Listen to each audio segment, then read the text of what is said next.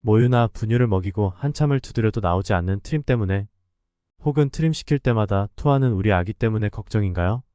많은 분이 신생아 트림 잘 시키는 방법에 대해 궁금해하시고 많이들 질문해 주시는데요. 오늘은 편하게 트림 시키는 자세하고 다양한 방법을 알려드릴 거예요. 트림하는 법에 대해서 익숙해지면 굉장히 쉽지만 신생아인 우리 아기 처음 트림 정말 쉽지 않지요. 우선 트림을 왜 시켜야 할까요? 그것부터 먼저 말씀드릴게요. 어린 아기들은 특히 신생아의 경우 모유 또는 분유 수유 중 공기를 같이 삼키게 되어 트림하면서 위에 들어간 공기를 배출하는 과정이 필요합니다. 수유 후 트림을 하지 않으면 속이 답답하거나 먹은 것을 개어낼 수 있고 가스가 빠져나가지 않아 심하게 배앓이하는 경우도 있습니다. 또한 수유 시 공기를 같이 먹어 들이마신 가벼운 공기는 가스로 인해 위가 팽창하고 수유 후 누울 때 공기가 나오면서 공기보다 위에 있던 음식이 공기에 밀려 나와서 토를 하게 됩니다. 이때 음식물이 같이 나오게 되어 기도 흡인 등의 위험이 있고, 기본적으로 신생아와 영아는 위장관 기능이 미숙하여 아무래도 평소에 역류와 구토가 잦을 수밖에 없어 트림을 통해 아기를 세워 공기와 음식을 분리해 공기만 입으로 올라오게 해야 합니다. 아기의 위장관 기능은 대체로 12개월에서 15개월 정도가 되어야 어느 정도 성장한다고 하는데요. 트림하더라도 아기의 위는 아주 작고 성인과 달리 일직선의 모양으로 위에 음식물이 조금만 차더라도 토하기 쉬워 최소 6개월까지는 꼭 트림을 시켜주는 것이 좋습니다. 그럼 지금부터 본격적으로 트림을 시키는 방법에 대해 알아보겠습니다. 잠깐, 트림 시키기 전에 꼭 지켜야 할 것. 수유 후 바로 트림 시키려고 아기를 번쩍 안아들지 말아주세요. 아기를 번쩍 안아들 경우 중력에 의해 개어내기 쉬워요. 수유 후 12분 정도 후에 트림을 시켜주세요. 첫 번째, 가장 많이 쓰시는 트림의 기본적인 자세입니다. 엄마의 왼쪽 어깨에 거즈 수건을 대고 똑바로 앉아 아기를 아주를 마주 본 상태에서 아기의 입을 수건 쪽 방향으로 엄마의 상체를 숙여 아기에게 밀착하고 같이 뒤로 넘어가는 느낌으로 안아 세워놓은 다음에 한 손으로는 아기를 받치고 다른 한 손으로는 등을 아래 위로 쓰다듬다가 약간씩 두드려주는 것을 반복합니다.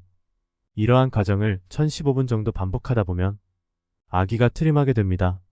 이때 세게 두드리거나 오래 두드린다고 해서 트림을 빨리 하는 것이 아니라는 점, 가장 쉬우면서도 편안한 방법이라고 할 수 있습니다.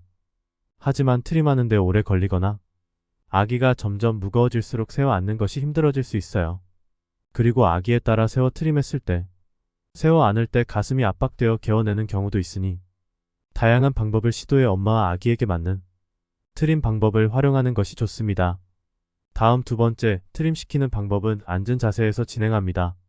무릎 위에 아기를 앉히고 한 손에 엄지와 검지로 턱을 받쳐줍니다.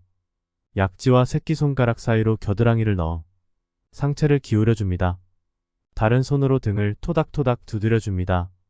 이때 아기의 배가 접히지 않도록 허리를 펴주시는 것이 중요합니다. 턱이 가슴보다 아래로 내려가지 않도록 자세를 잡아주세요.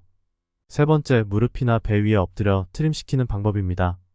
무릎이나 배 위에 엎드리게 자세를 잡고 한 손으로는 머리를 받쳐 머리가 상체보다 조금 더 올라가게 가슴보다 높게 유지한 상태에서 다른 한 손으로 부드럽게 등을 두드려줍니다.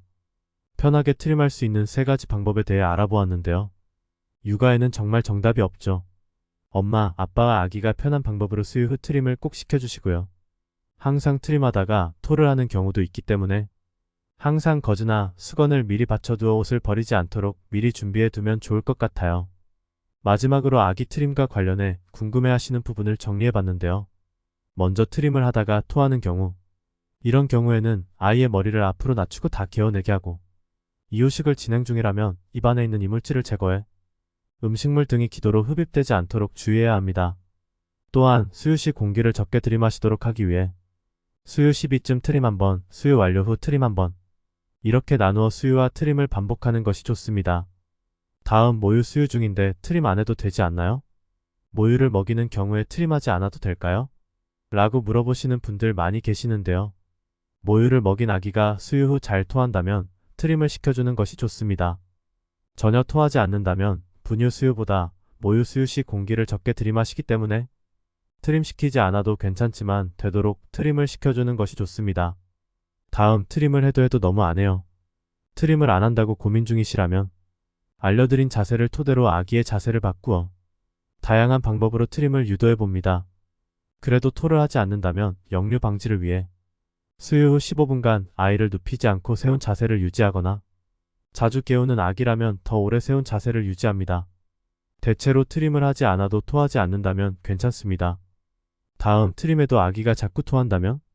분수토가 아닌 이상 대체로 큰 문제가 없는 편이나 소아청소년과를 방문해 전문의와의 상담을 통해 다른 이상이 없는지 확인하는 것이 좋겠습니다.